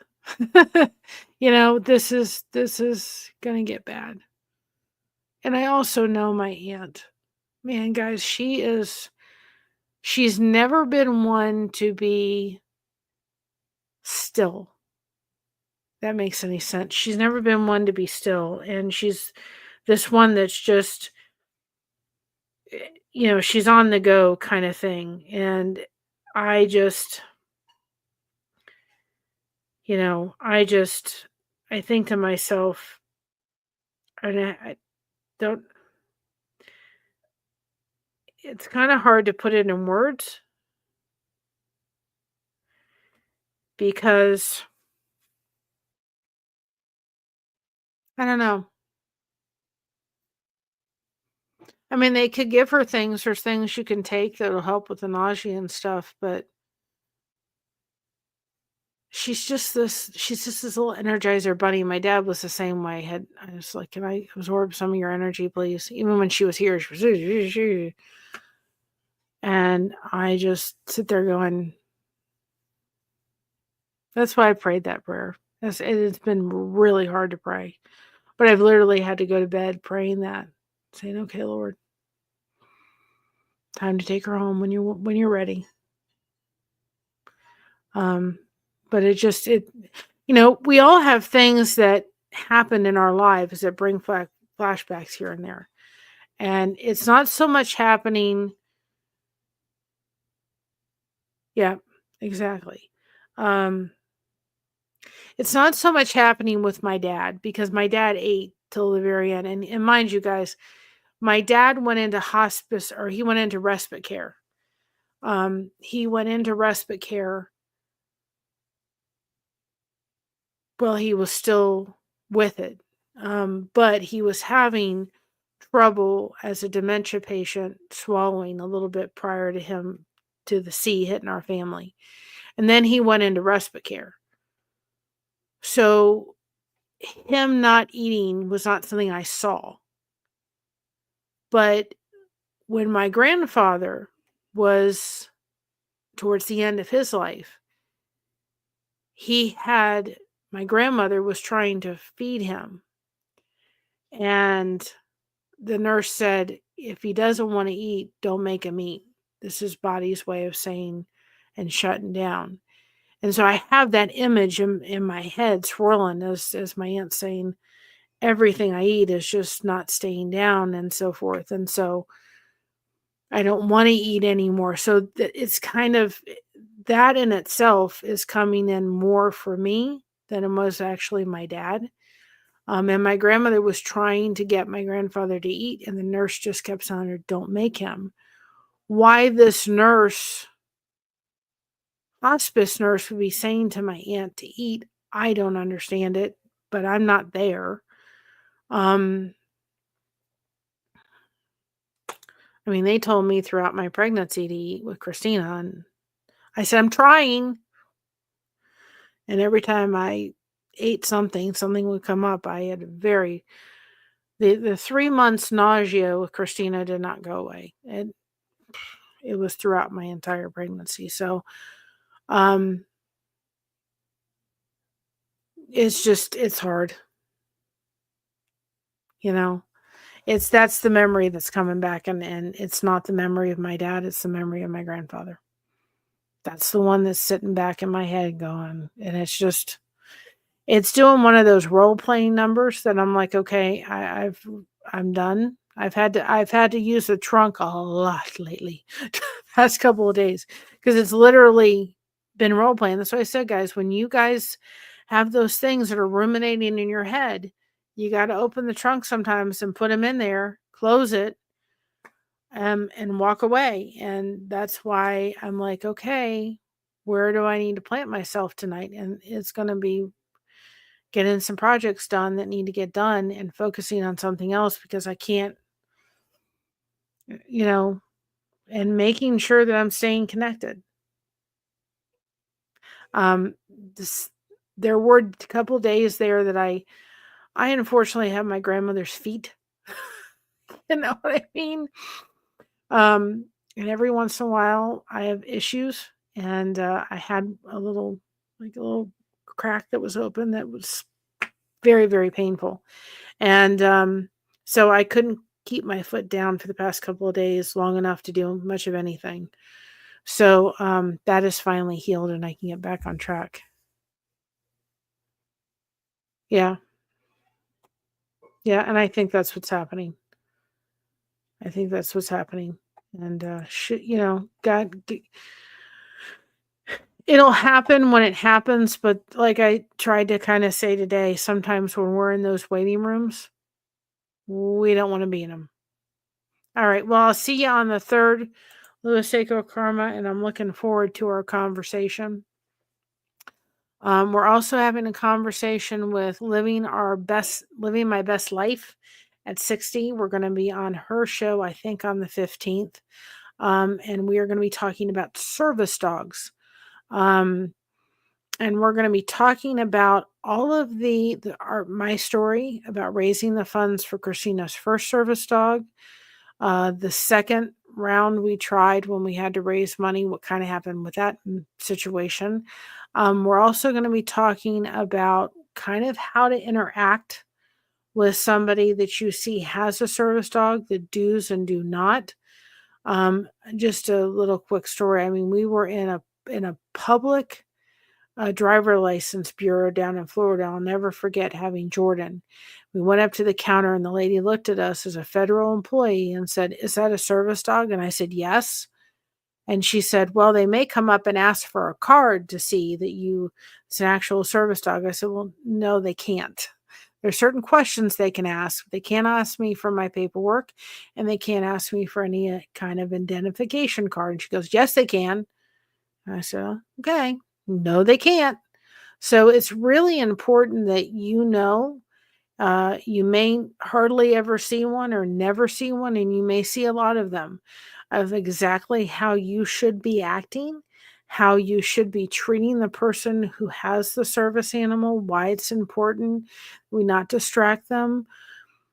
I'm a firm believer, and your pets are wonderful, but please be reminded that if you have a dog out in public, yes, they're supposed to ignore the other dog, but they may have a moment of actually getting distracted, and that may distract a signal that the dog needs to pick up. So these are all things we have to think about and remember, and understanding really how important these dogs is. I really hope we can see something that actually, yep, that's very true. It's prohibited to ask if it's a service dog. That's one of the questions. We're going to go over questions, how to act. I hope that we can be in a position where we actually can come across people and actually help them get them. If we have tried to obtain a dog for Josh right now, which is eventually my goal down the road, but we tried, but we were going to have to rehome Mocha, which we don't want to do because Mocha's been through enough. And I think she'd be one of those in and out shelter dogs, unfortunately. And we're just not going to do that. But if we did go through that agency, and they're certified and everything like that, we would have to. They'd be very little. It would be trips back and forth to, to go to the place to get trained and all that kind of stuff. But if we did it through another agency privately, it could cost anywhere between about $10,000 to about $25,000. And I'm not misspeaking at all. Jordan was $15,000 back in 2012. So I'm a big advocate for we got to find ways to provide these dogs for people like Josh, and get the more dogs the better as far as I'm concerned, and we got to find a way to provide them safely. Make sure that I'm a big proponent in the insurance actually helping to cover some of the expenses, because I think it's actually preventative care. So, unless somebody donated $20,000, I don't see us ever getting one for Josh, because we would have to work with an agency that would be willing to work with the fact that we have another dog in the home, and work with the two of them to find a match that would be, worth it. We're not going to rehome Mocha. It's not happening.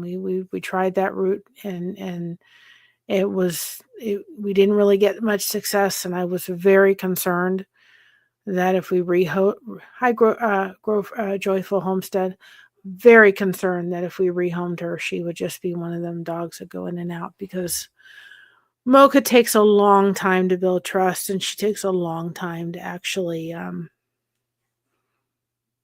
no, they won't cover it. Nope. It's not a covered expense, and it should be. I'm all about it.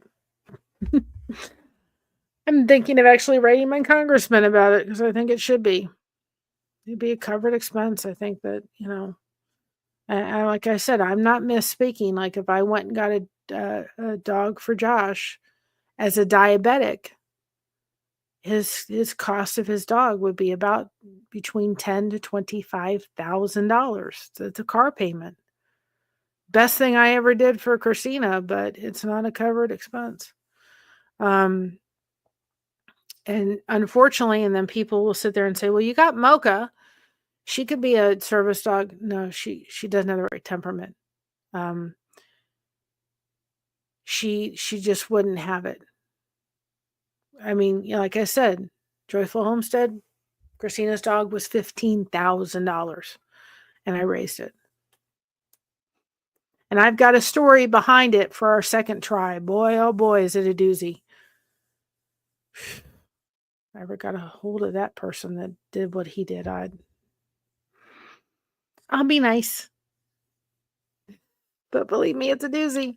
So we're going to talk about that. I think I can probably simulcast it on this channel too as well, because yeah.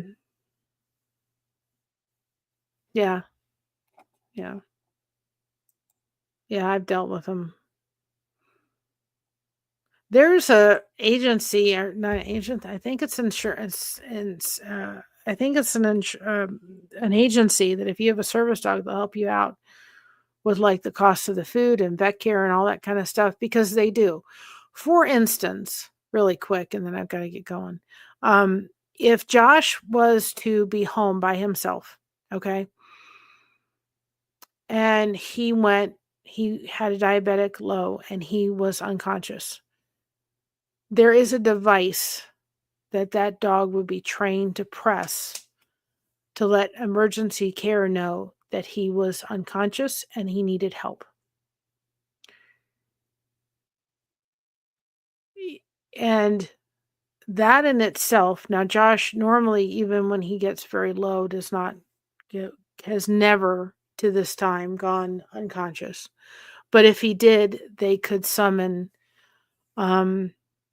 the emergency things. To me in itself, that's just enough of a thing to have. A diabetic service dog can detect 20 to 30 minutes prior to any best device that is on his body currently. But we would have to find an agency that would both work with them and Mocha so that we could keep Mocha and still have the other dog in service.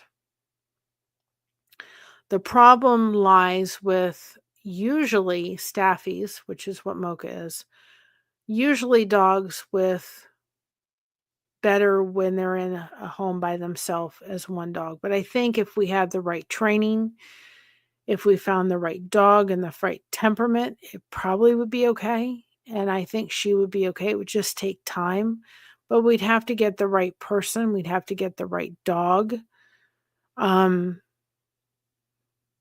There would have to be times where Mocha would feel as if that she got to cuddle with Josh, because she does that a lot as well.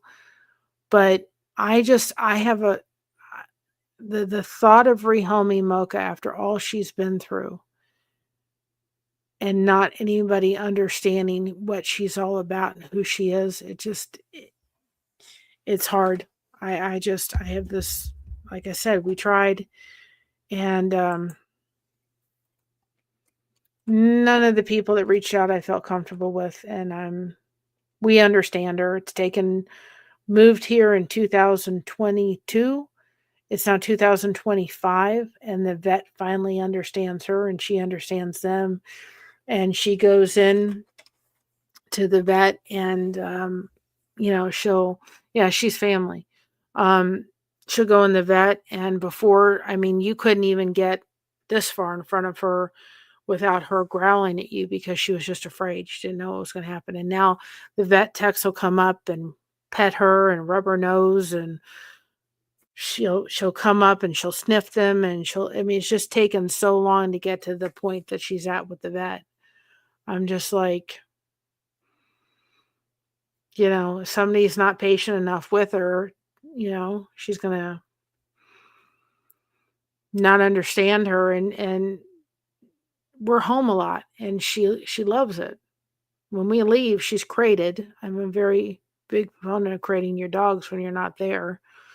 And she's crated because honestly, the anxiety we'd probably come home to things torn up, and she'd get into things that she wasn't supposed to get into. And it's for her safety and for her well-being. And she cries when we leave because she wants to go with us. She doesn't want to be separated. So she's very, very much, and usually staffies they're very clingy dogs. So we'd have to find the right thing. But I just think the better education we have. And so if you're thinking for that, well, I don't have a service dog, come in for a conversation like that if you see that on YouTube. Because again, that is information that you may meet somebody that has had a service animal. That's another common ground thing.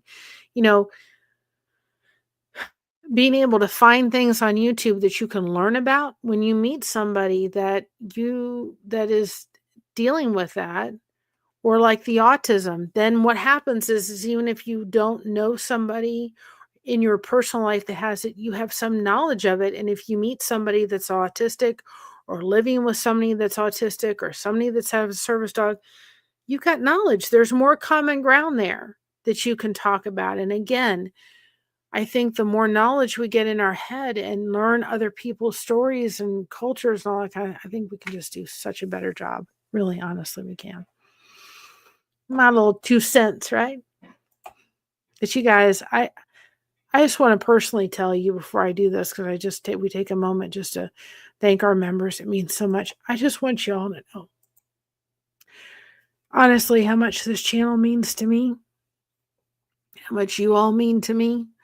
I don't do this for anything. If there's any super chats or anything that's memberships, all goes to Mama. I don't do any of it for that. I do it because this helps me mentally and physically. And I just want you to know, thank you. If there are memberships that come up or super chats that come up, or when we do our vertical live streams and there's the gems that come up, I get a smile on my face because I know that goes to Mama and that helps her. But you guys just being here help me. And I just want to say thank you. You guys mean the world to me. And I'm very, very appreciative of all that. And I'm just glad you're here. And I'm glad that you're here, that not only you can help me, but I can be there to help you, and other people in the chat can be here to help each other. This was only supposed to be 1 hour live, but we must have needed to be here for 2 hours because I feel better. And I'm really thankful. And that's because of you guys. And I really appreciate it. And I thank you so much from literally the bottom of my heart. We're just going to take a moment. It's never expected. It is appreciated for those that can support the channel and be able to bring extra content to the channel. So we're just going to take a moment. And then, too, I get to see Elvis, and that always puts a smile on my face. And it reminds you to be some awesome disco balls over there. Remember that, too. Here we go.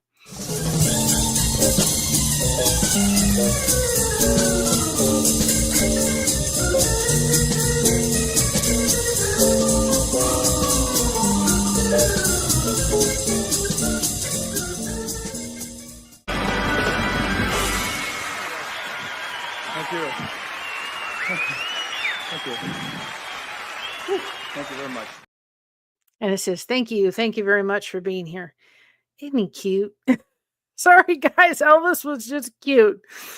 He was just cute. Very handsome guy. They always said that Elvis was much more handsome in person than even on record or on film. He was more handsome in person. And we are going to go into, because it makes me happy, we are going to do some Elvis content starting soon. I really think that there's a lot that we can glean from his story.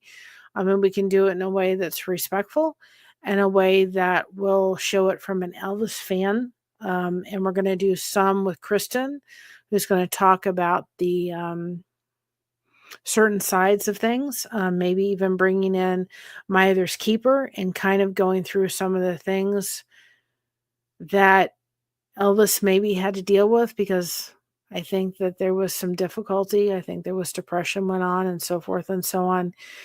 And I think we can learn a lot from somebody's story. And maybe we pick different people, even past just doing Elvis. But I think that there's so many other things that we can pick up, from different people that we can learn from. And maybe going into some other people that may find interesting. So anyway, I am going to let you all go. It is 6:00, I think, at 7 Eastern. I don't know what, I redirected this to something, but I can't remember what it was. I think it was Gail's Southern Living, because I wasn't sure how long we'd be on. But at 7:00,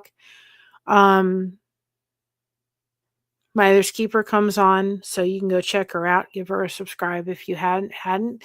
If you haven't subscribed to Blessed to Crochet, what are you waiting for? We have a lot of fun here. Y'all make me feel better. I hope we made you feel better and felt like there was more connection. And again, we're going to have some of those shirts come out soon that says Under Construction, and remind us that none of us are perfect, but we're still under construction, right? And I love each and every one of you. Remember, stay connected. It's so important. Remember, be proud of being yourself, because everyone else is taken. And remember, we got you covered. Thank you so much for having us covered. And we'll see you maybe on Saturday. We'll do a Greek and Scottish difference in cultures. I think that'd be fun. Maybe we'll go take a trip to Greece and a trip to Scotland. Be fun to get some pictures up and maybe go through some of that. So we'll see you maybe on Saturday. We'll do a stream. Have a great night or day wherever you are. And we'll see you on the next one. I love y'all. Bye-bye, everybody. So proud of being